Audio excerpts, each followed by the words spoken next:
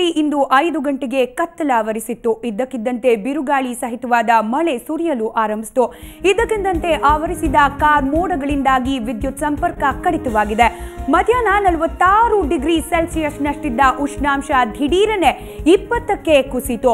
ಭಾರೀ ಬಿರುಗಾಳಿಯಿಂದಾಗಿ ಸಂಚಾರ ಅಸ್ತವ್ಯಸ್ತವಾಯಿತು. ಯಾವಾಗಲೂ 7 ಗಂಟೆಗೆ ಕತ್ತಲಾಗ್ತಿದ್ದ ರಾಜಧಾನಿಯಲ್ಲಿ ಇವತ್ತು 5 ಗಂಟೆಗೆ ಅಂಧಕಾರ ತುಂಬಿತ್ತು. ಇನ್ನು ಭಾರೀ ಬಿರುಗಾಳಿಯ ಪರಿಣಾಮ ಕಳೆದ ಅರ್ಧ ಗಂಟೆಯಿಂದ ದೆಹಲಿಯ ಎಲ್ಲ ಮೆಟ್ರೋ ಸ್ಟೇಷನ್ಗಳು ಬಂದ್ ಆಗಿವೆ.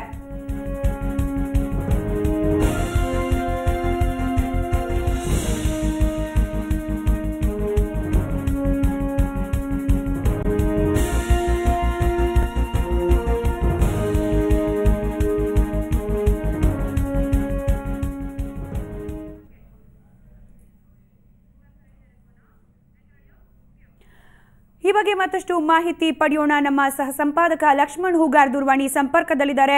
ಹೂಗಾರ್, ದಿಢೀರ್ ವಾತಾವರಣದಲ್ಲಿ ವೈಪರೀತ್ಯ ಉಂಟಾಗಿರೋದು ದೆಹಲಿಯಲ್ಲಿ, ಏನಿದೆ ಹೆಚ್ಚಿನ ಮಾಹಿತಿ ಈ ಬಗ್ಗೆ? ಇದು ದೆಹಲಿಯ ಜನರನ್ನ ಶಾಕ್ ಅನ್ನುವಂಥದ್ದು. ಯಾಕಂತಂದ್ರೆ ಕಳೆದ 16 ವರ್ಷಗಳ ನಂತರ ಇಂಥದ್ದೊಂದು ಏನು ಧೂಳು ಮಿಶ್ರಿತ ಬಿರುಗಾಳಿ ಅಪ್ಪಳಿಸಿದೆ. ಅಷ್ಟೆಲ್ಲ ದೆಹಲಿ ಜನರು ಸಂಪೂರ್ಣವಾಗಿ ಆತಂಕದಲ್ಲಿ ಇವತ್ತು ಕಾಲ ದೂಡುವಂತಾಗಿದೆ. ಯಾಕಂತಂದ್ರೆ ಇಡೀ ಮಧ್ಯಾಹ್ನ 12 ಗಂಟೆ ಹೊತ್ತಿಗೆ ದೆಹಲಿಯ ವಾತಾವರಣ ಬಹಳ ದೊಡ್ಡ ಮರ್ಕ್ಯುರಿ ತರ, ಅಂದ್ರೆ ಸೂರ್ಯನೇ ದೊಡ್ಡ ಪ್ರಮಾಣದಲ್ಲಿ ಒಂದು ಇಡೀ ದೆಹಲಿ ಜನರನ್ನ ತಬ್ಬಿಗೊಳಿಸಿದ್ದ. 46 ಡಿಗ್ರಿ ಸೆಲ್ಸಿಯಸ್ ಉಷ್ಣಾಂಶ ಇದ್ದಿದ್ದು ಸಂಜೆ 5 ಗಂಟೆ ಹೊತ್ತಿಗೆ ಅಪ್ಪಳಿಸಿದಂತ ಈ ದೊಡ್ಡ ಬಿರುಗಾಳಿ ಏನಿದೆ, ಮಳೆ ಮತ್ತು ಆಲಿಕಲ್ಲು ಸಮೇತ ಬಂದಂತ ಬಿರುಗಾಳಿಯಿಂದಾಗಿ ಅದು 20 ಡಿಗ್ರಿ ಸೆಲ್ಸಿಯಸ್ಗೆ ಕುಸಿದಿದೆ. ಸೊ ಇದರಿಂದಾಗಿ ದೆಹಲಿಯ ಜನಜೀವನ ಸಂಪೂರ್ಣವಾಗಿ ಸ್ತಬ್ಧ ಆಗಿದೆ. ಸೊ ದೆಹಲಿಯ ಎಲ್ಲ ಮೆಟ್ರೋ ಸ್ಟೇಷನ್ಗಳು ಕೂಡ ಈಗ ಬಂದಾಗಿದೆ. ಮೆಟ್ರೋ ಸಂಚಾರ ಕೂಡ ರದ್ದಾಗಿದೆ. ದ್ವಾರಕಾ, ನೋಯ್ಡಾ ಮೆಟ್ರೋ ಸ್ಟೇಷನ್ ಅಲ್ಲಿ ಈಗಾಗಲೇ ಸಾವಿರಾರು ಜನ ಸಿಲುಕಿಕೊಂಡಿದ್ದಾರೆ. ಇಡೀ ದೆಹಲಿಯಲ್ಲಿ ಈಗ ಸಂಪೂರ್ಣ ಕಾರ್ಗತ್ತಲು ಕವಿದಿದೆ. ಅಂದ್ರೆ ಸಾಮಾನ್ಯವಾಗಿ ದೆಹಲಿಯಲ್ಲಿ ಈಗಿನ ದಿನಗಳಲ್ಲಿ ಅಂದ್ರೆ ಏನು ಮೇ ಮತ್ತು ಜೂನ್ ತಿಂಗಳಲ್ಲಿ ಸಂಜೆ 7 ಗಂಟೆ ಆದ್ರೂ ಕೂಡ ಹೆಚ್ಚು ಬೆಳಕಿರುತ್ತೆ, ಕತ್ಲೆ ಆಗೋದಿಲ್ಲ. ಸೊ ಇವತ್ತು 5 ಗಂಟೆಗೆ ಸಂಪೂರ್ಣವಾಗಿ ಕತ್ಲೆಯ ವಾತಾವರಣ ದೆಹಲಿಯ ಜನರು ಅನುಭವಿಸುವಂತಾಗಿದೆ. ಯಾರೂ ಕೂಡ ಹೊರಗಡೆ ಬರದೇ ಇರತಕ್ಕಂತ ಒಂದು ಭಯಾನಕ ಸ್ಥಿತಿ ಇದೆ. ಈಗಲೂ ಕೂಡ ಅಲ್ಲಿನ ಏನು ವಾತಾವರಣ ಇದೆ ಸಂಪೂರ್ಣವಾಗಿ ಆತಂಕ. ಇಡೀ ಗಿಡ ಮರಗಳು ಕೂಡ ನೆರಳು ಕುರುಡಿರತಕ್ಕಂಥದ್ದು, ಮತ್ತೆ ಬಸ್ ಸಂಚಾರ ಸ್ಥಗಿತ ಆಗಿದೆ. ಮತ್ತೆ ಇಡೀ ರಸ್ತೆಗಳಲ್ಲಿ ನೂರಾರು ವಾಹನಗಳು, ಏನು ದ್ವಿಚಕ್ರ ವಾಹನ ಇರ್ಬೋದು, ಕಾರುಗಳು ಕೂಡ ಅಲ್ಲಲ್ಲೇ ಟ್ರಾಫಿಕ್ ಜಾಮ್ ಆಗಿರತಕ್ಕಂಥದ್ದು, ಮತ್ತೆ ಈ ಕರೆಂಟ್ ಕಂಬಗಳು ಕೂಡ ನೆಲ ಕುರುಳಿರತಕ್ಕಂಥದ್ದು. ಇದರಿಂದಾಗಿ ಸಂಪೂರ್ಣವಾಗಿ ದೆಹಲಿಯ ಜನಜೀವನ ಸ್ತಬ್ಧ ಆಗಿದೆ. ಸ್ಮಿತಾ, ಹುಗಾರ್, ಇನ್ನು ಈ ರೀತಿಯ ವೈಪರೀತ್ಯಕ್ಕೆ ಕಾರಣ ಏನು ಅಂತ ಹೇಳಿ ಹವಾಮಾನ ಇಲಾಖೆಯಿಂದ ಏನಾದ್ರೂ ಮಾಹಿತಿ ಬಂದಿದ್ಯಾ, ಹೇಗೆ? ಇಲ್ಲ, ಈಗಾಗಲೇ ಹವಾಮಾನ ಇಲಾಖೆ ಕಳೆದ ವಾರವೇ ಒಂದು ಸೂಚನೆ ಕೊಟ್ಟಿತ್ತು. ದೆಹಲಿಯಲ್ಲಿ ಇಂಥದ್ದೊಂದು ಏನ್ ದೊಡ್ಡ ಬಿರುಗಾಳಿ ಅಪ್ಪಳಿಸುತ್ತೆ ಅನ್ನುವಂತ ಒಂದು ಸೂಚನೆ ಕೂಡ ಕೊಟ್ಟಿದ್ದು. ಸೊ ಹಾಗಾಗಿ ಇದು ಮೊದಲೇನೆ ಕೂಡ ಇಂಥದ್ದೊಂದು ಸೂಚನೆ ಬಂದಿರೋದ್ರಿಂದ ಇವತ್ತು ಸಂಜೆ 5 ಗಂಟೆಗೆ ದೊಡ್ಡ ಧೂಳು ಮಿಶ್ರಿತ ಬಿರುಗಾಳಿ ಅಪ್ಪಳಿಸಿರೋದ್ರಿಂದ ದೆಹಲಿ ಮತ್ತು ನೋಯ್ಡಾ ಪ್ರದೇಶದ ಜನರು ದೊಡ್ಡ ಆತಂಕದಲ್ಲಿದ್ದಾರೆ. ಯಾಕಂತಂದ್ರೆ ಈಗಾಗಲೇ ಸಾವಿರಾರು ಜನ ಬೇರೆ ಬೇರೆ ಮೆಟ್ರೋ ಸ್ಟೇಷನ್ಗಳಲ್ಲಿ ಕೂಡ ತಮ್ಮ ಮನೆಗೆ, ಯಾಕಂದ್ರೆ ಸರ್ಕಾರಿ ಕಚೇರಿಗಳಿಗೆ ಹೋಗುವಂತ ಲಕ್ಷಾಂತರ ಜನ ಮೆಟ್ರೋ ಟ್ರೈನ್ ಅನ್ನೇ ಆಶ್ರಯಿಸಿರ್ತಾರೆ. ಸೊ ಆ ಮೆಟ್ರೋ ಸ್ಟೇಷನ್ಗಳಲ್ಲಿ ಈಗಾಗಲೇ ಸಾವಿರಾರು ಜನ ತಮ್ಮ ಮನೆಗೆ ಹೋಗದೇ ಇರತಕ್ಕಂತ ಒಂದು ಆತಂಕದ ಸ್ಥಿತಿಯಲ್ಲಿ ಇದ್ದಾರೆ. ಮತ್ತೆ ಎಲ್ಲ ರಸ್ತೆಗಳು ಕೂಡ ಜಾಮ್ ಆಗಿದಾವೆ.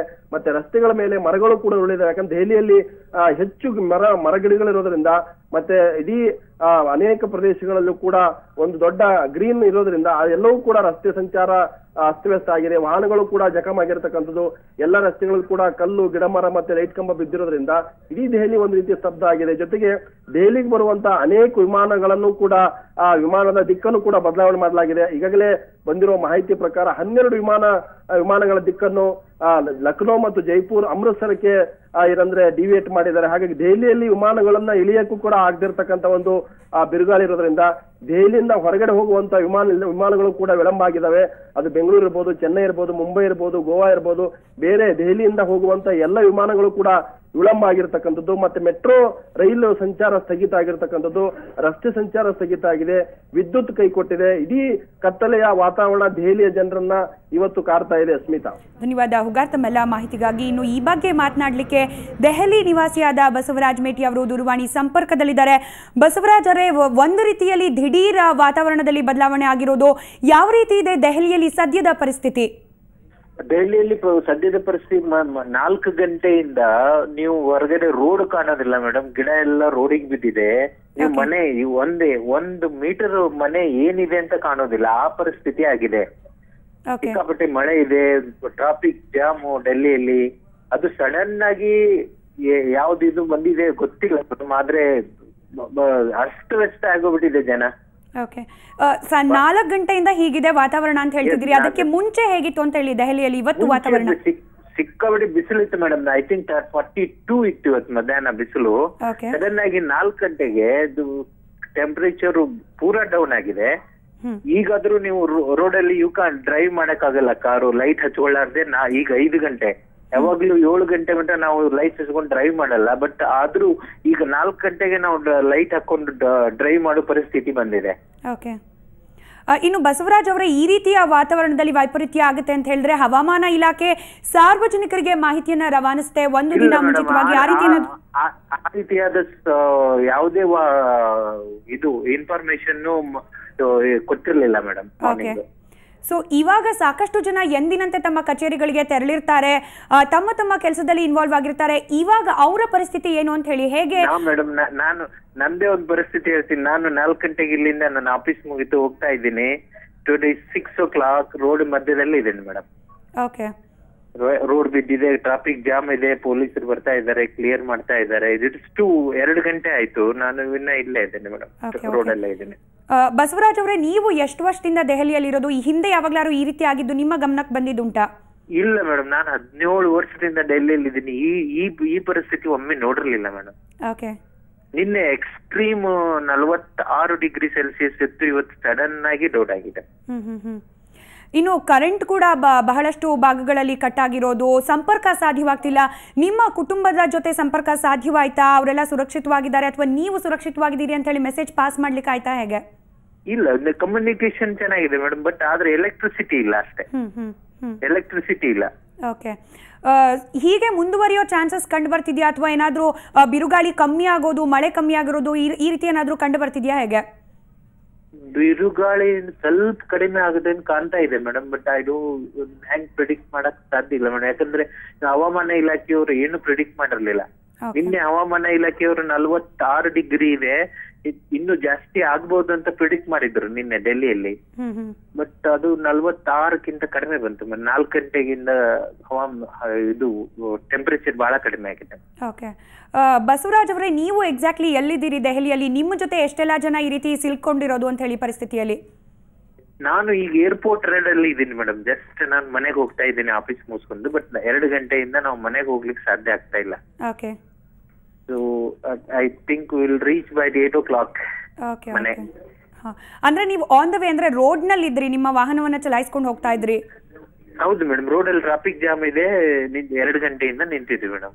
Okay okay okay, so traffic ಪೊಲೀಸರು ಯಾರಾದ್ರೂ ಬಂದಿರೋದು ಉಂಟಾ? ಏನಾದ್ರೂ ಪರ್ಯಾಯ ವ್ಯವಸ್ಥೆ? ಮೇಡಮ್, ಬಂದು ಎಲ್ಲ ಗಿಡ ಎಲ್ಲ ಬಿದ್ದಿದೆ, ಅದನ್ನ ಕ್ಲಿಯರ್ ಮಾಡ್ತಾ ಇದ್ದಾರೆ.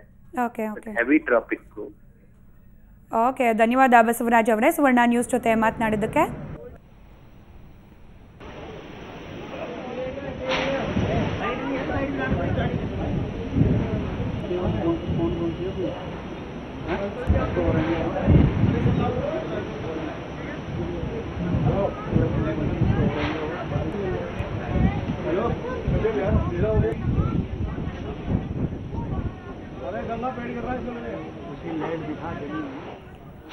ದೆಹಲಿಯಲ್ಲಿ ಇವತ್ತು 5 ಗಂಟೆಗೆ ಕತ್ತಲು ಆವರಿಸಿರೋದು. ಇದಕ್ಕಿದ್ದ ಹಾಗೆ ಬಿರುಗಾಳಿ ಸಹಿತವಾಗಿ ಮಳೆ ಸುರಿಯೋಕೆ ಆರಂಭಿಸಿದೆ. ನೀವು ಕೂಡ ದೃಶ್ಯಾವಳಿಗಳಲ್ಲಿ ನೋಡ್ತಿದ್ದೀರಿ ಯಾವ ರೀತಿಯಾಗಿ ಮರಗಳು ಧರೆಗೆ ಉರುಳಿದೆ, ಎಷ್ಟು ಪ್ರಮಾಣದ ಬಿರುಗಾಳಿ ಬೀಸ್ತಾ ಇದೆ ಅಂತ ಹೇಳಿ.